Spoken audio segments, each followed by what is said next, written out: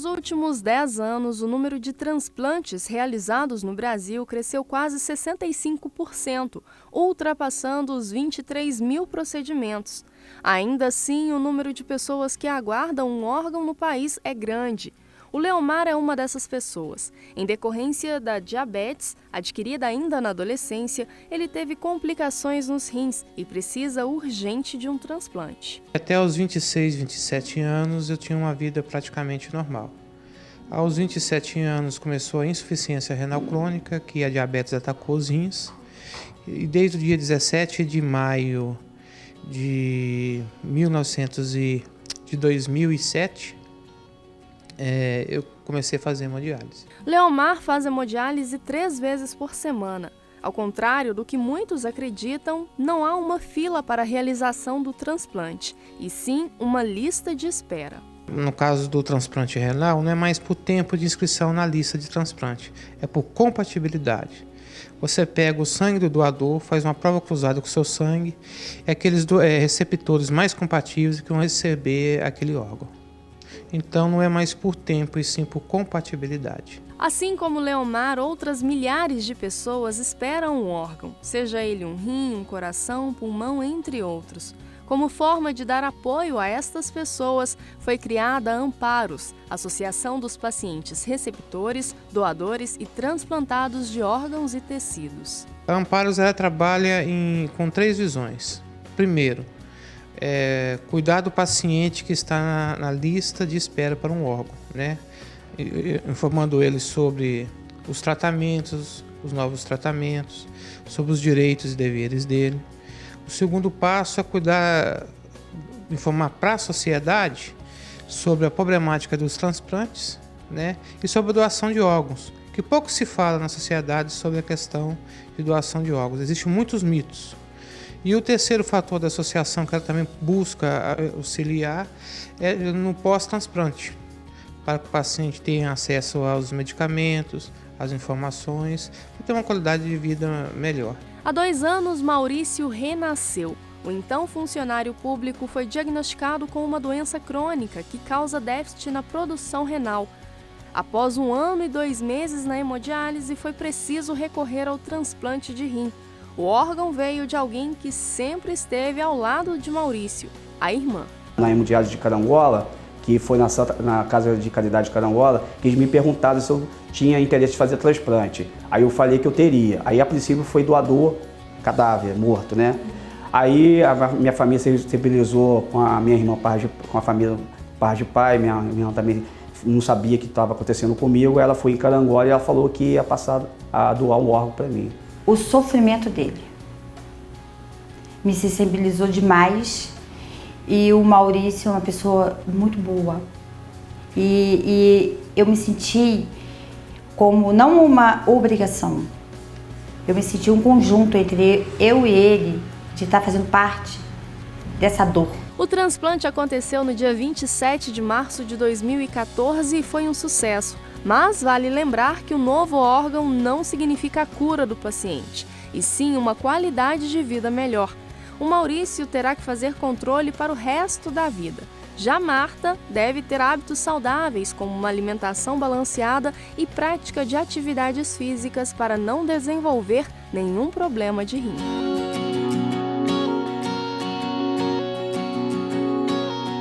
Depois do susto inicial e todo o desgaste do tratamento, a história do Maurício teve um final feliz. Felicidade essa que o Leomar busca encontrar.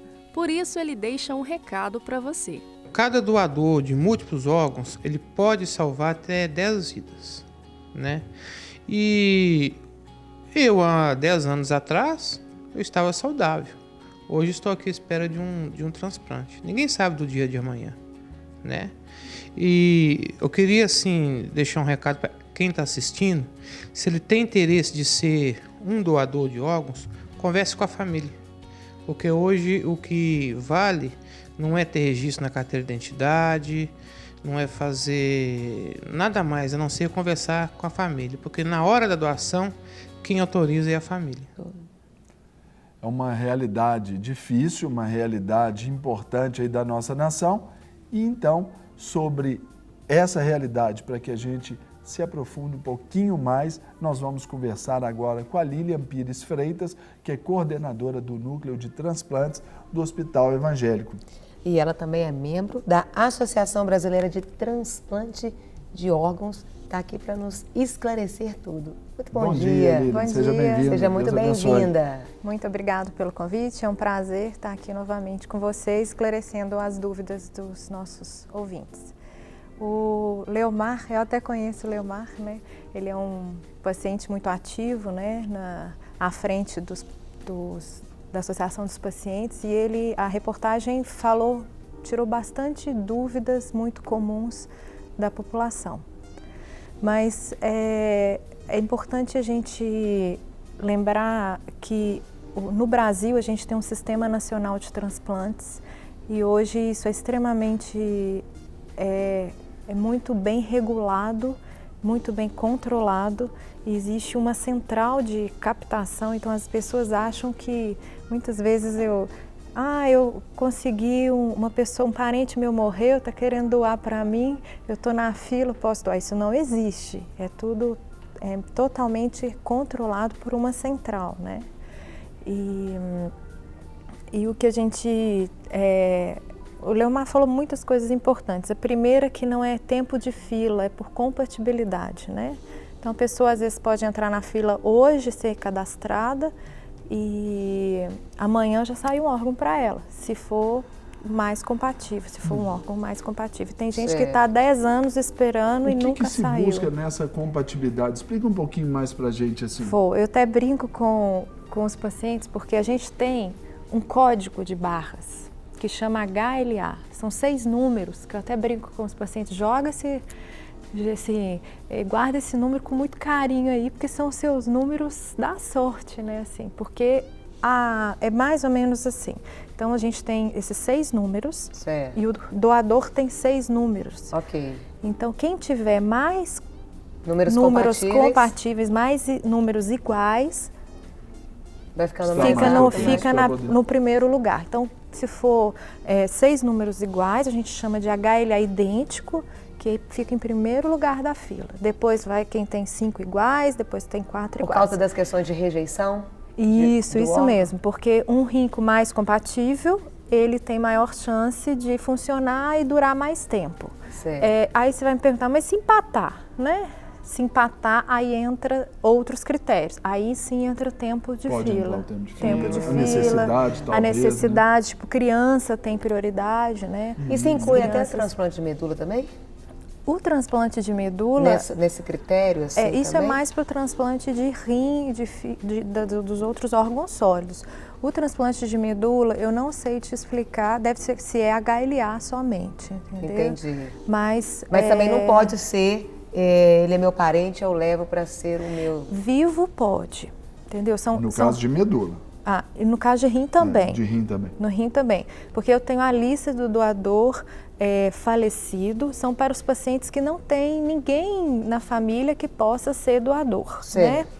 Porque então esgota-se primeiro essa busca na família, por exemplo, no caso de rim. Justamente. De rim é super tranquilo.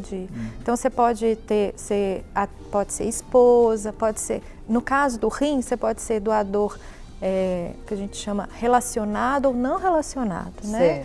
No caso de doadores, a gente sempre tem que ter uma autorização do juiz, né? O juiz tem uma autorização porque é crime compra de órgãos. Isso é muito importante. É um ato gratuito, é um ato assim de amor, entendeu? Quem faz isso, você vê que eles passam por uma avaliação extensa, por uma equipe multidisciplinar para a gente porque a gente não pode ter qualquer indício de que está tendo chantagem, favorecimento, nada. Troca de favor, qualquer barganha. E além disso, tem que ter uma autorização do juiz em comum acordo, que é um ato de amor voluntário, que é essa doação. Então, esgotou as possibilidades, ele entra na lista de doador falecido. E aí entra a importância da mídia, porque a gente sabe que a doação ela depende da família autorizar. Então, o que o Leomar disse, por favor, se você quer ser um doador, fale com a sua família para autorizar, porque é ela que autoriza. E a gente depende da mídia para fazer essas campanhas, em sensibilizar as pessoas que, olha, não existe ninguém, você vai salvar pelo menos 10 vidas. Então, é um ato de amor. E a gente precisa que neste momento de dor, né, que a família tenha essa resiliência de conseguir ajudar o outro, mesmo sentindo dor. Menos né? sentindo dor. Agora, Lilian, por exemplo, o Leomar ali, ele citou na reportagem, e eu falo com você agora, que o maior problema, então, na questão de transplante de órgãos é a desinformação. Como fazer, então, para quebrar esses mitos e essas polêmicas, esses medos aí da população com relação à doação de órgãos? Porque muita gente fala assim, olha, eu quero ser doador de órgãos, mas eu tenho medo que se eu estiver lá em coma, eles desligam meus aparelhos só para poder doar os órgãos. Ah, eu queria doar o órgão, mas eu tenho medo de... Esses medos. Esclareça isso para nosso telespectador, porque eu acho que vai ser um serviço muito importante para prestar. Nossa, com certeza. Primeiro é importante, assim, que só vai ser um candidato à doação quando ele já está morto, entendeu? Ninguém desliga, é só quando tem a morte encefálica, que é uma morte, certo, que aí o paciente morreu, aí a gente verifica se ele tem critérios para ser um doador, porque a maioria não é candidato a doador, né?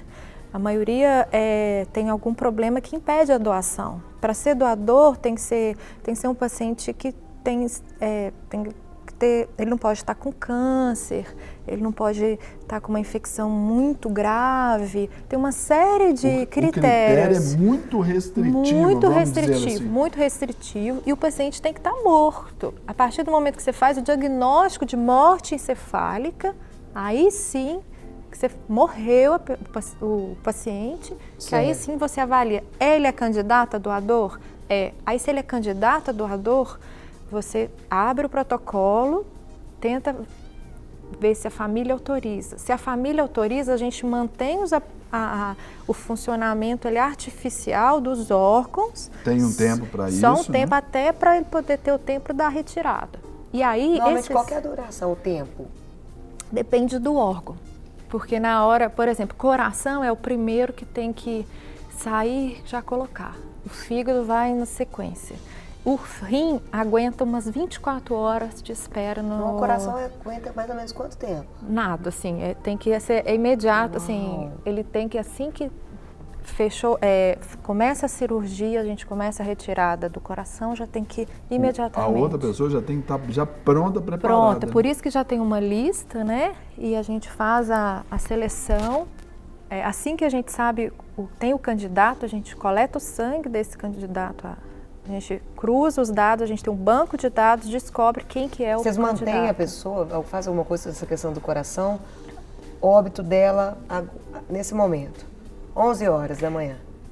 Qual o tempo para essa questão? Tem disso a dúvida. É porque assim, o critério de morte é morte encefálica, né? Certo. Não é o coração que, às vezes, você consegue manter o coração batendo com a pessoa morta. Isso que eu imaginei. Que é importante. Entendi. Né? É onde gera aí muitos medos, as dúvidas, né? e medos, os medos, né? E o protocolo de fechamento de morte cefálica, ele é muito criterioso, tem que ter mais de vários médicos assinam, né? A equipe do MG Transplante é acionada, e a MG Transplante é um órgão do governo, e é um processo totalmente transparente, é uma lista totalmente pública, é uma lista centralizada, não existe, por exemplo, não, essa pessoa aí é um conhecido que ele quer doar para o fulano de... Não existe, é impossível. Então, saiu a doação, bem ético, né, bem ético, bem correto, porque qualquer fato irregular é crime no Brasil e tem que ser mesmo, né? Certo. Porque tem uma lista de pessoas que aguardam esse órgão para sobreviver. Dos órgãos, o órgão mais difícil de conseguir esse transplante, onde as pessoas têm mais dificuldade, seria o coração ou qual deles? Coração e pulmão, né?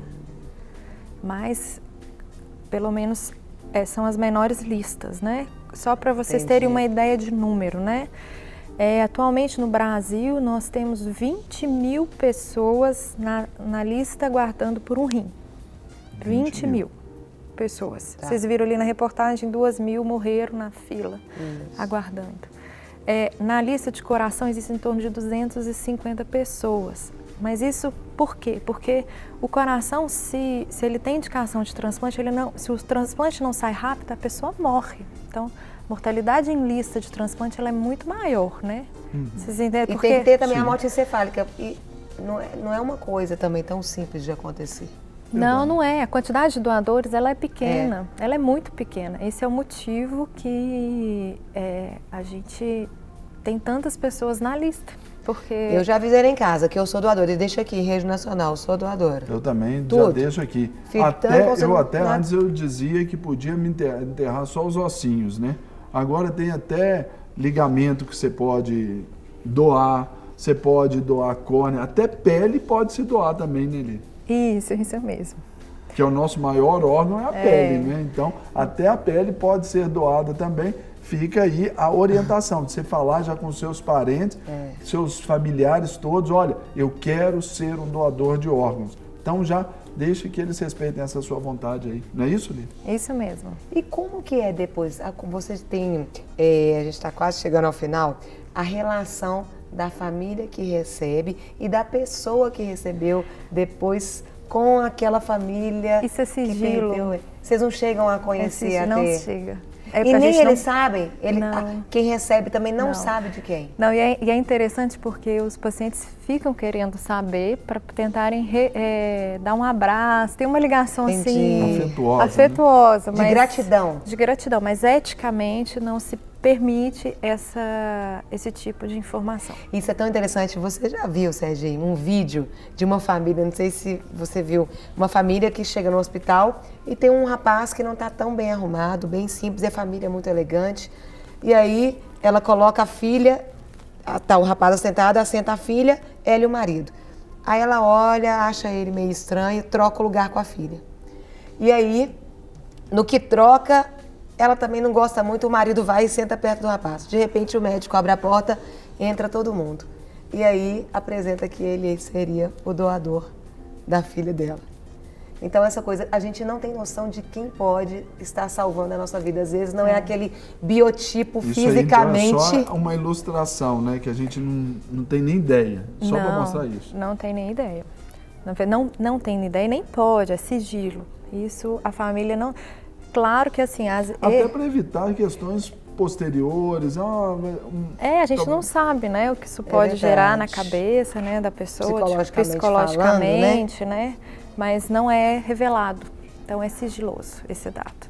Querida, a gente quer te agradecer. Muito obrigado. A gente que agradece, porque é um grande apoio, isso é muito importante. A gente sabe que esse tipo de programa, ele comprovadamente aumentam as doações. Amém. Que bom, viu? a gente agradece todas as vezes. E precisar também, claro, da Rede Super, do De Tudo Um Pouco, isso mesmo. Podem contar conosco, estamos aí de portas e telas abertas aí para essa causa tão nobre. Muito obrigada, viu, Deus pelo abençoe. convite. Amém.